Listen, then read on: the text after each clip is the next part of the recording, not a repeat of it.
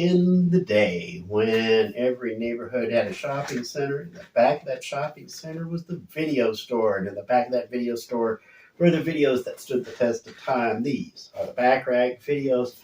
Hello, Happy Campers. I'm Spike. I'm Chris. And this week on the Back Rack video, we are going to be looking at family-friendly creature features. I finally got it out in first try. Isn't that wonderful? I was mangling that phrase all through the episode of Geeking Out, but we finally got it out. Chris here has compiled a list of what he considers family-friendly monster movies and stuff TV for Halloween, shows. because Halloween's coming up here shortly. And quite frankly, the kids need something to watch, because how in the world are you going to get your drinking in? Otherwise, the kids are constantly pestering you, right? So, hey, the kids get the candy corn, you get the bourbon balls. So Chris here has a list of movies and TV shows that he recommends that we watch for Halloween. Chris, take it away. What have you got? Yeah, so this is going to be kind of like a split-end series.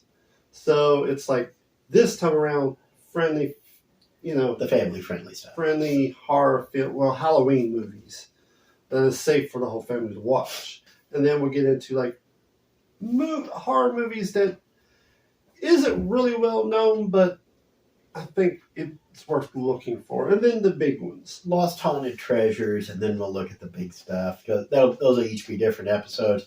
I insist we do a missed opportunity episode on this, since we'll see if we can do an episode every week leading up to Halloween for the month of October. Yes. I want to do an episode that's nothing but missed opportunities. These are franchises that could have gone so right and had so much promise at the beginning and just were promptly flushed down the toilet. So we'll see how we do, because Back Rack video is not always about the best of stuff. So yes, we proved that from the list of money that we wanted back from movies. So. Yes, that was our refund movie episode last time. So, Chris, why don't you kick us off? What do we got?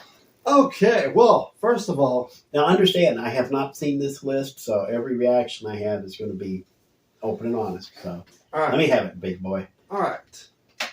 It's The Great Pumpkin, Charlie Brown, the 1966 cartoon classic. I think that was actually the second Peanut special they did after It's Christmas, Charlie Brown. That's what I was trying to figure out, like, which one came first? I mean, I know October Christmas came is before first. Christmas, but, like... I think The Great Pumpkin came second. And it really is, it is up there almost on the same level as Christmas, because they just went to town on it. It's like the best of the best of the best. It is, and the other thing too is there are so many cliches and stuff. And poor old Charlie Brown, the whole world learned that Charlie Brown has a holy ghost outfit. Yeah, but he does not dress as the Holy Ghost. He dresses as a holy ghost. So, which was very clever. Just saying. And to this day, I still get rocks in my trick-or-treat bag. All right. So, Chris, what else we got? All right. Well, to follow up with some classics. All right. The 1950 Sleepy Hollow, Ichabod Crane. The Adventures of Ichabod Crane and Toad, I believe it was. Is that the one that Disney did? Or? It was it was Disney, I believe it was. It's one of those, it's an American classic, but it doesn't get quite the respect that it deserves, because let's be honest, it kind of has an a-hole victim. So Sure. A spoiler alert if you've ever seen The Legend of Sleepy Hollow, but Ichabod Crane is a little bit of a jerk. So that was one that actually scared me when I was little, but I was also very fascinated with the Headless Horseman, so it was like, he's cool, but he's scary. and to be honest, I think it's Washington Irving wrote that one. I've never read the original story, but it from what I understand, the story kind of like stops dead, because after Ichabod is attacked, that's kind of the end of the story. You don't really get much more out of that. But who was the Headless Horseman? Was he actually a supernatural thing, or was he one of the other characters in the story who was setting Ichabod up for failure? So I remember at the beginning, he got chased by the Headless Horseman, but it was actually somebody in town that was picking on him, dressed.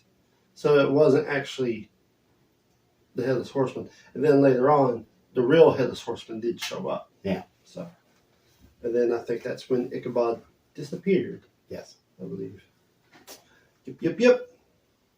Then, of course, we have another great classic.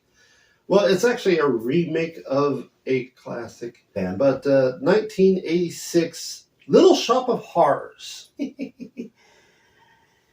Oh boy! Now, all right. If you're going to watch the 1986 version of Little Shop of Horrors with Rick Moranis and Steve Martin in it, a word of warning: do watch the broadcast version. Be careful letting the kids watch the uncut theatrical release. It gets a little hairy here and there, but Sure. because Steve Martin's Dennis character is a sadomasochist, and you don't want to have to explain some of the lines he uses to your kids. Yeah, true. But I thought it's really funny. You know, this is more for like the, I don't know, maybe 14-year-olds on up, maybe. Yeah. This would be a TV 14 thing, yeah. But But compared to a lot of the stuff that's supposedly released for kids nowadays, it's actually pretty tame. Yeah. So. Also, make sure you look up the alternate ending version, because honestly, I wish it ended that way. I love the visual of the effects of like these a bunch of giant plants roaming through the city is all. It's so cool. Have you ever heard of Day of the Triffids? No. That is essentially Little Shop of Horrors. I can't remember if it was either the inspiration for Day of the Triffids or it was inspired by Day of the Triffids. One or the other. The Triffids are a bunch of man-eating plants that wander around trying to take over the earth. So it'd be like Audrey 2 writ large. So that would be the alternate ending. But curses on these stupid movie theaters and their insistence on doing things their way because they pay the bills. What else you got here? 1993's Nightmare Before Christmas. I've watched that film once. I've seen it once. I didn't watch it all the way through because I despise musicals. I absolutely despise musicals. Even Tim Burton musicals, I despise them. Oh, couldn't get past the second song. I was just like, not my cup of tea. There's just something about like mixing Halloween and Christmas together, and then just having Santa Claus and the Boogie Woogie Man kind of clash at each other, which is just fun to watch. It's a fun watch.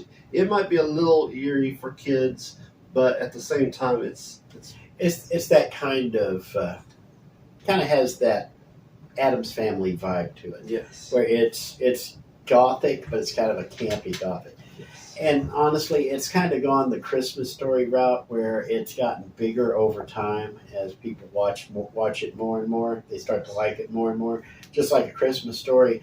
Christmas Story made nothing when it was in the theaters. It wasn't until TBS ran 24-hour marathons of it that people started getting into it. And the same thing with Nightmare Before Christmas. It wasn't until Disney started airing endless reruns of it and forcing it down your throat that people paid attention to it. That and Hocus Pocus, which I'm sure is probably also on your list. It is on the list. But also, well, The Addams Family, 1991. Which I also gave away. Yes. That, out of all of the theatrical Addams Family things, and that includes the animated ones, that first one was absolutely the best. By far and away. There's something about the Addams Family movie that is just so good. It keeps the eeriness of the family, but at the same time, it's just, you're rooting for these people, even though they're crazy and they're kooky, but yet they're being themselves. Yeah, and they're not bothering anybody. You honestly have to go onto their property before they start messing with you. Okay. Yes. Or otherwise, you have to be somewhere around them acting like a jerk before they start messing with you. And these people are always jerks who mess with the Addams Family, and then the Addams Family retaliates, pretending they're completely innocent, and then it just goes from there. Yes. And the Addams Family, think that was a Barry Sonnenfeld joint, wasn't it? Yes. Okay, because he was just firing on all cylinders there for a while. Because he did that right around the same time he did Men in Black. Yeah, that's what I was going to say. It's like he also did Men in Black. Which was also a Marvel movie, which nobody remembers. That is true. Addams Family also had the best cast ever. I mean, absolutely. It was Christopher Lloyd. perfect casting from top to bottom. Oh. And Raul Julia is... an entire generation remembers Raul Julia for being Gomez Addams. It is hard to top him. And also, this is like one of the only films that actually had a sequel that was actually, it was actually pretty good. It was good. Yeah. Like, the sequel was awesome. Addams Family Values. Yeah. Just to mess with Bush. Everybody forgets about that. But yeah, Addams Family 1, Addams Family 2, the Values. Yeah, both of them. That'd be a spectacular double feature some night. That's something that the whole family can enjoy. Legitimately, because it does show peril, it does show dangerous situations, but it always resolves perfectly. And to be honest, even when they go after the baby in the second film, spoiler alert, even when they go after the baby in the second film, the baby is probably more clever than the rest of the family put together, and he just escapes these death traps like Harry Houdini. It is fantastic to watch. It's great. What else we got? We have, Hocus Pocus, 1993 as well. Never appealed to me. I'm not a big witch fan.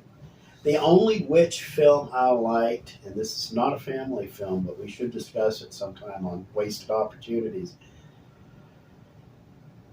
You can guess it, can't you? It might be on here. Was that it?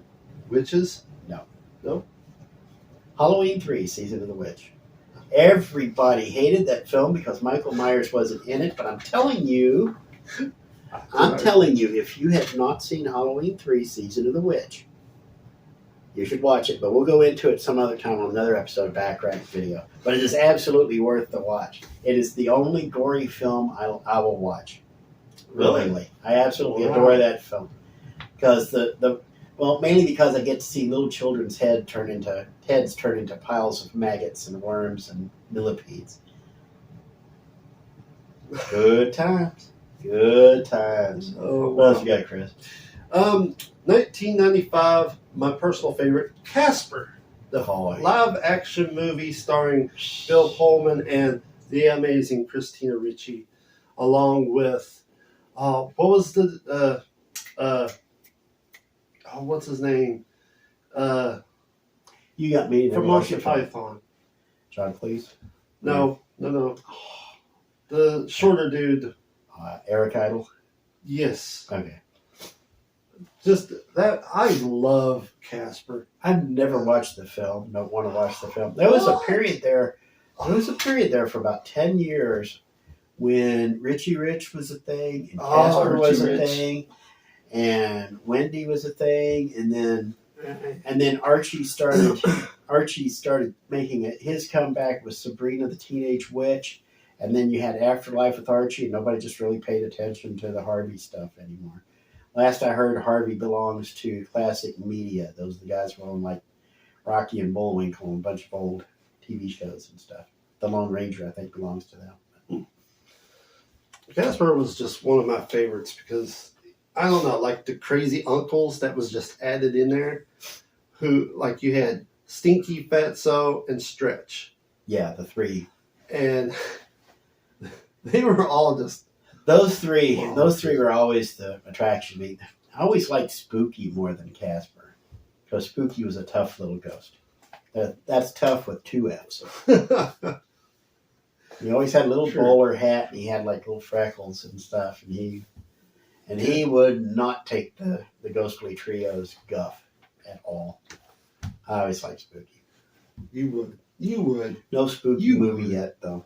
You would. I would. The next one is 2006, a really good movie, Monster House. This is an animated movie. Well, I don't know what kind of animation it actually is. I think it was stop motion, wasn't it? Kind of like in the Tim Burton. It wasn't stop motion. It was like, I don't know. It was a CGI that I think was rendered to look like stop motion. Yeah. I'm not sure. Monster House is one of those movies that looked interesting when I went and watched it. It surprised me on this is actually a really good, well told movie that was actually creepy because I mean it's just a house that is alive. And it eats people. And it's just like these you got these three kids who are just like there's something up with this house, and they find out what's up with this house. They find out it's alive, and then the story behind it of I don't want to ruin it for you, but if you've never seen Monster House, see Monster House. Okay, it's a really good Halloween movie where it's not too scary, but it's eerie enough that makes you kind of go, ooh, like really well told. I like it. 1988 Beetlejuice.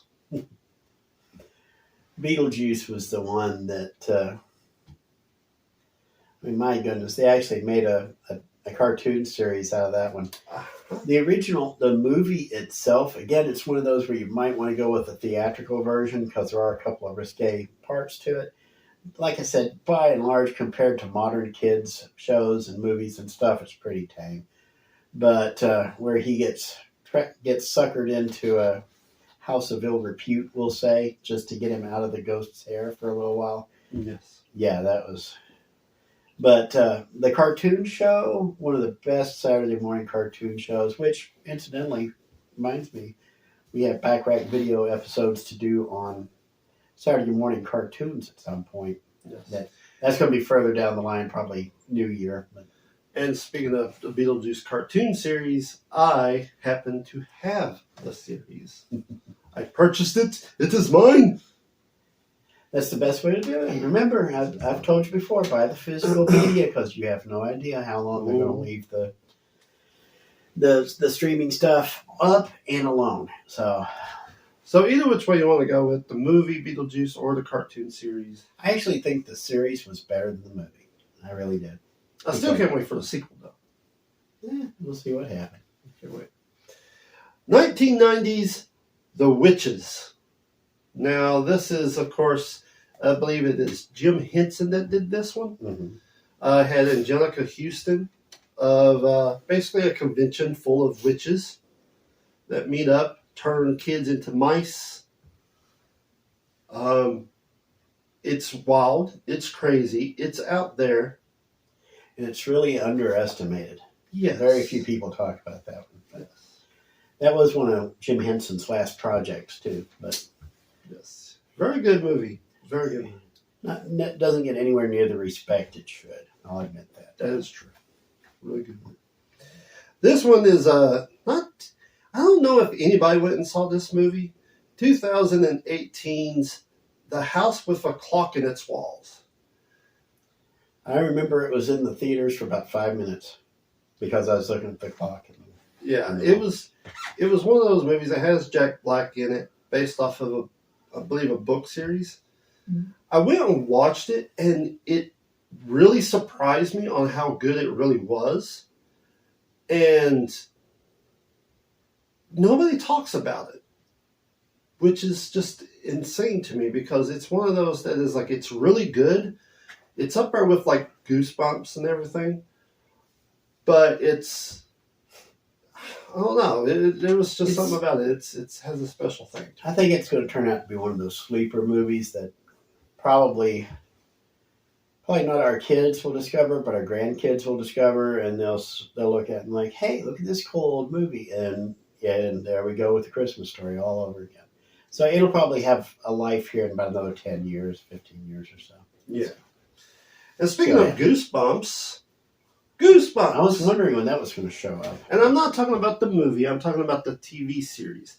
There is a whole line of Goosebumps TV series that sticks out. You got the little, the puppet dude. You got the mask episode. You got all these episodes that was all geared to children, but at the same time, it scared the hell out of them as well.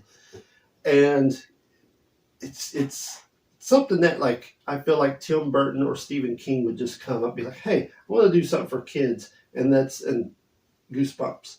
Like I do remember Stephen King did have mad respect for Goosebumps. See, Because Stephen King, bless his little heart, takes 1,000 pages to tell what R.L. Stine could write in about 100. True. So, but yeah, that one, and I've got one I know you got to have on your list. It's got to be on there. Are You Afraid of the Dark? Yes. Yeah, see that? Are You Afraid of the Dark? Okay, Goosebumps was on Fox Kids, and Are You Afraid of the Dark was on Nickelodeon.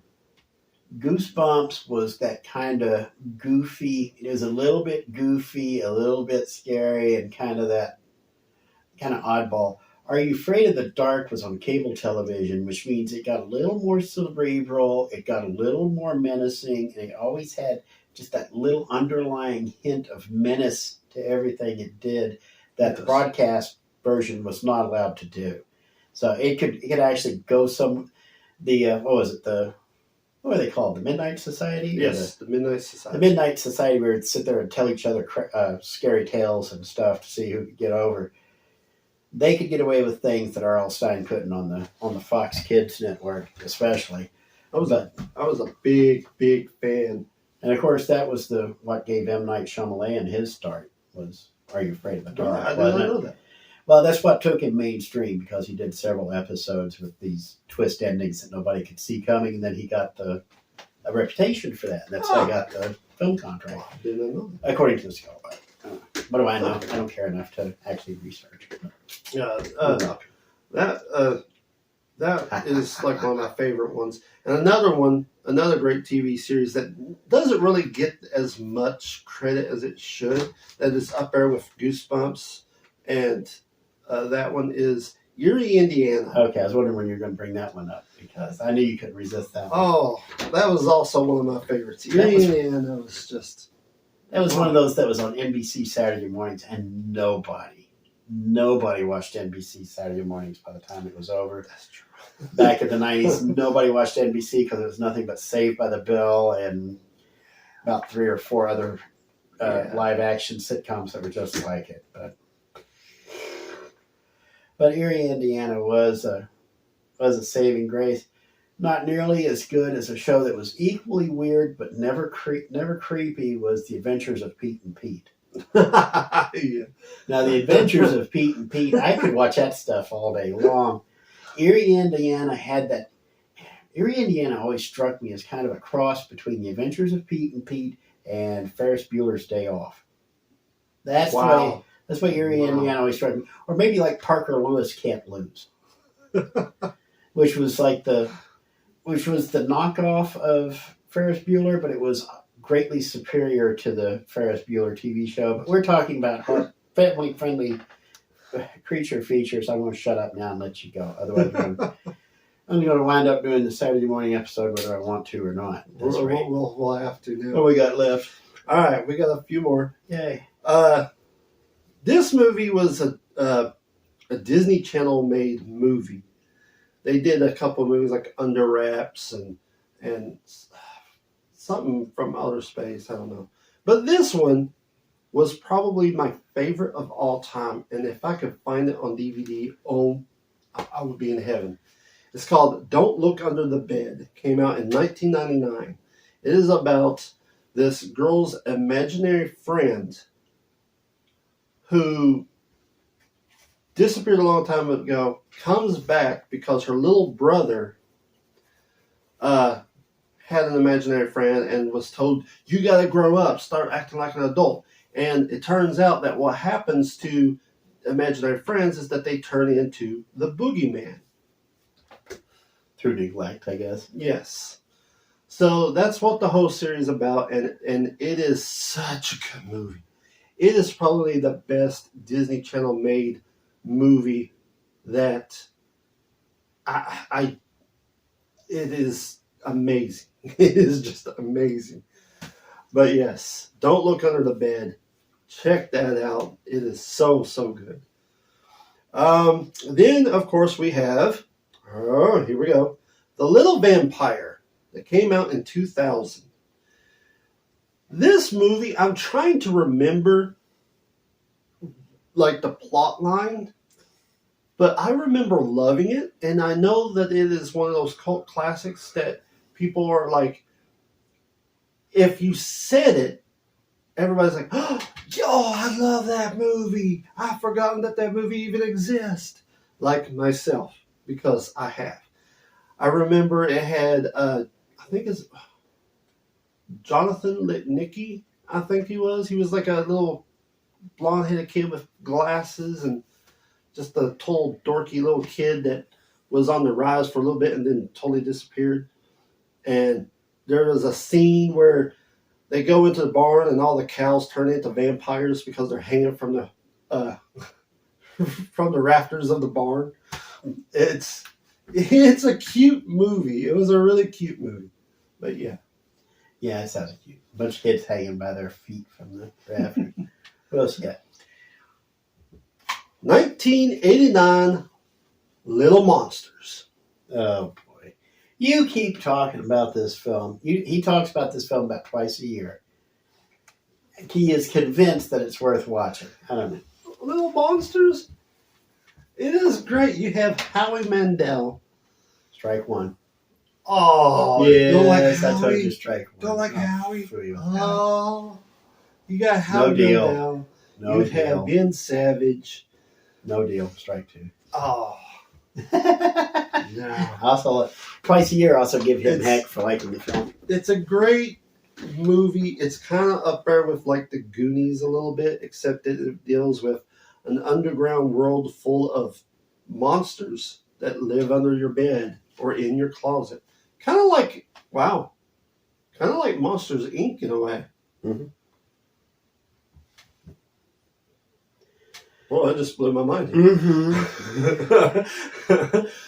Disney has a long history of taking other people's ideas and making it popular.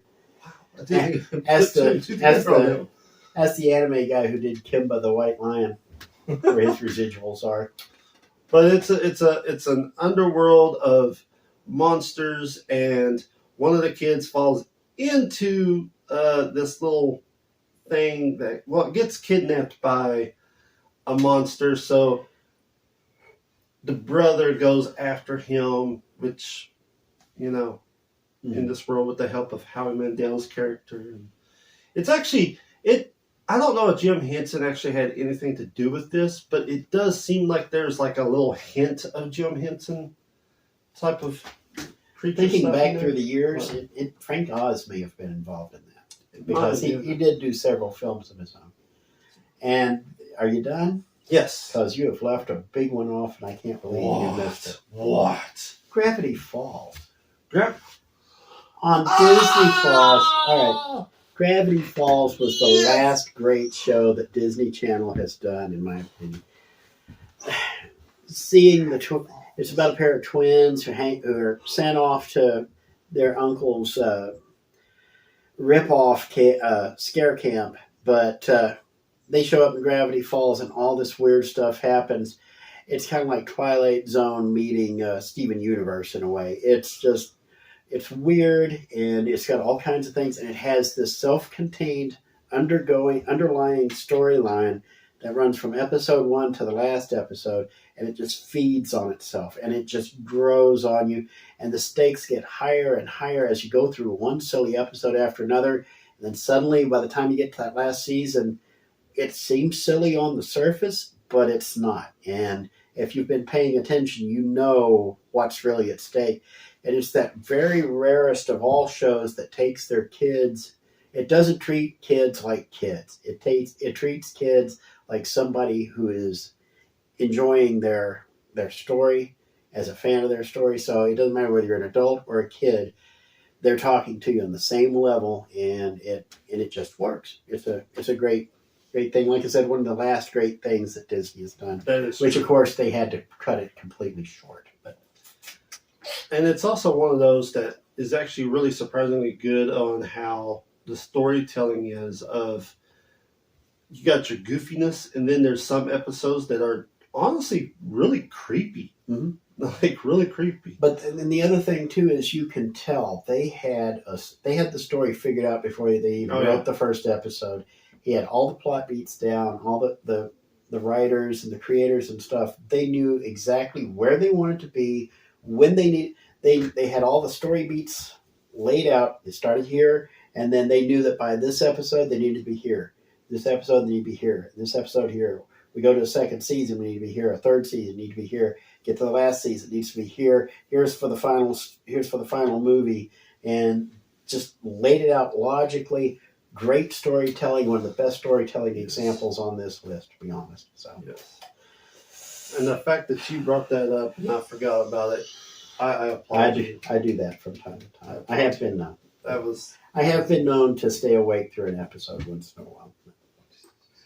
Sometimes. So Chris, any final words on family-friendly Halloween stuff? No, I just hope, if you guys want something, but you want to celebrate the Halloween feel, but yet you don't want your kids to be, like, very frightened because of Jason standing there with a knife or something like that, then here's some helpful ones that maybe will work. And you'll probably see a lot of these movies on, like, freeform? Freeform, because if they usually do like anymore. the 13, they do the 30 days of Halloween. 30 days, and they usually show some of these. Mm-hmm.